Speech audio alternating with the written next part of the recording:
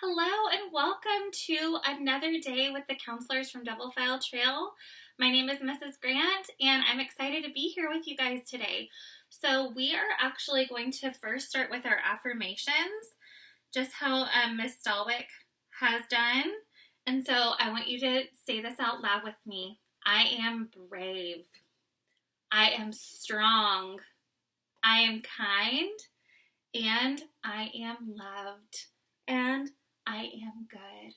So guys, I actually also think you're noticing that I'm wearing a hat today because we had a meeting with all the staff at Double File Trail and we wore hats. So I'm so excited to be wearing my hat today, and I'm going to be wearing it throughout our lesson. So the first thing that we're going to talk about is one of my favorite books that I think could be so useful right now. It's called Beautiful Oops. And it's by Barney Saltzberg, and it's all about just turning, and I'll hold it right here for you guys so you can see it. It's just all about turning uncomfortable situations or things that might make us sad into something good. And that's what we've been talking about a ton with counseling, and a ton just with the state that we're in right now. So I'm just going to go through a few pages of the book and talk about different things that you can make beautiful that might feel like an oops. So maybe a tear in your book or a tear that you get on your page is just the beginning of something beautiful. Even a spill could look like something really cool. Also, maybe you're working on something at home and you bent the paper. You could actually turn that into something really neat. Also, you can celebrate when you make a mistake, guys, because you're learning. And I know many of you watching were in my growth mindset book. Not book. You guys are in my growth mindset group. And we learned a lot about turning mistakes into amazing things. And so this book is a ton about growth mindset, where we can take something that may be difficult and turn it into something good. Also, you might have a little drip of paint that you might spill, and that might turn into something neat. Or even a scrap of paper that might be fun to play with.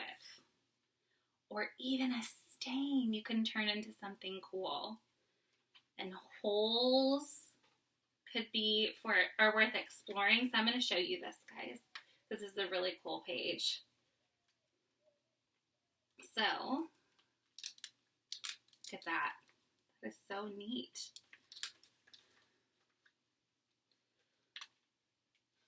And it's when you think you've made a mistake. Look at this.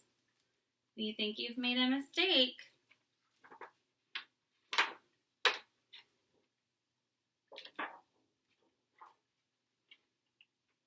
think of it as an opportunity to make something amazing and beautiful. Look at that. So that's what this book is all about. It's all about turning something that might seem like a problem, like a tear in your paper or a hole, into something really cool.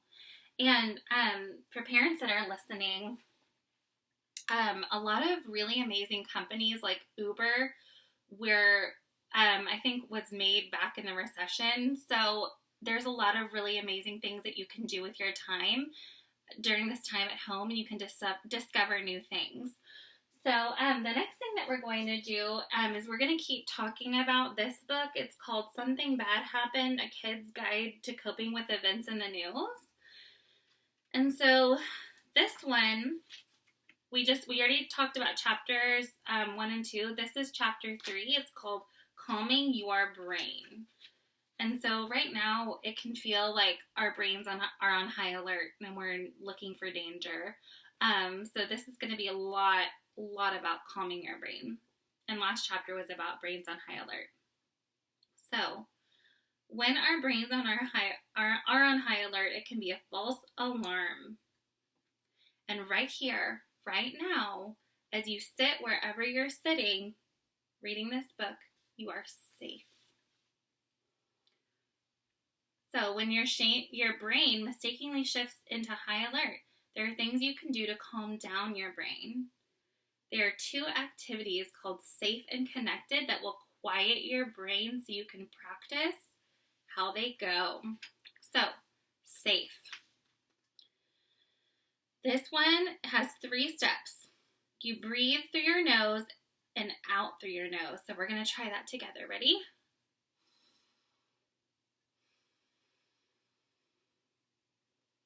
And you're going to, number 2, notice the cool air as it comes in through your nostrils and the warm air as it moves out.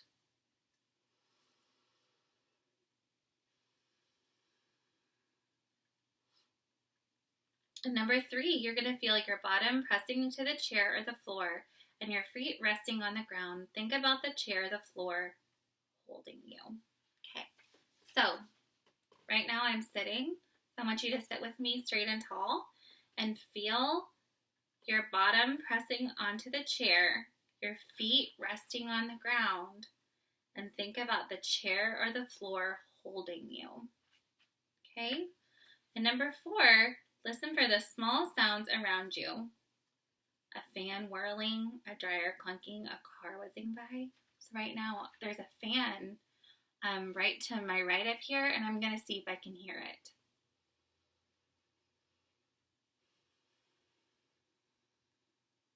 I sure can. And then number 5, move slowly from the sound to sound. Silently say the name of the thing that you hear as you hear it. So I'm going to silently say what I'm hearing. Fan. A clock ticking.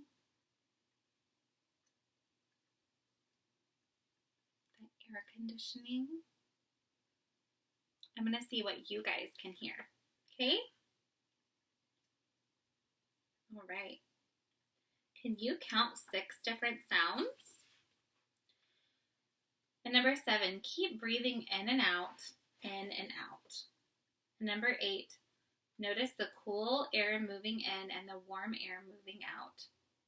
9, notice that right here, right now, in this chair, in this room, with these sounds, you are safe. Okay, so that was safe. This next one is connected. So you're going to do the same thing that we just did to start. You're going to breathe in through your nose and out through your nose. Ready? Okay, number 2. Imagine there is a string at the top of your head, gently pulling your hand and neck and whole body upwards. Think of something or someone that lives above or north of you. Maybe your upstairs neighbors, or a bird, or the people in an airplane traveling through the sky. Smile as you think of those people or that bird, and think the words, I hope you are happy. I love this one because so many of us are not with our loved ones. We're not with our friends from school. And for me, I'm just with my husband right now, and I haven't really been able to see anyone. But it's fun and it's calming to think that we hope those people are happy. So we are going to think and breathe. I hope you are happy. Number 3, imagine the string pulling you gently to your right. Think of someone or something that lives to the right or east of you. It might be your neighbor or your cousin or someone you don't know in a place far to the east. Smile as you think of that person and think, I hope you are happy. So I actually, Double File Trail is to my east or to my right. So I'm going to think about all my friends from Double File Trail, all my coworkers, and all of you watching, and I'm going to think, I hope you are happy. Okay. Number 4, imagine the string pulling you gently to your left. Think of someone or something that lives to the left or west of you. It might be your grandparent or friend who has moved or someone you don't know. Smile as you think of the person and think, I hope you are happy. So, one thing I'm going to think about is to the left of me or to the west of me is where I shop for my groceries, and also where I've gone to my own counselor, and also maybe a doctor.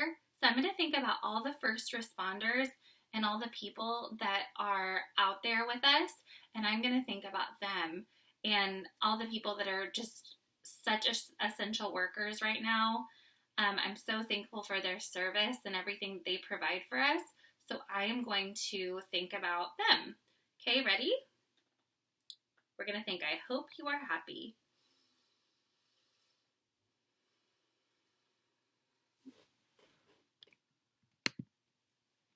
Okay, and then number 6, imagine the string pulling you gently in all directions, letting your body expand as you breathe.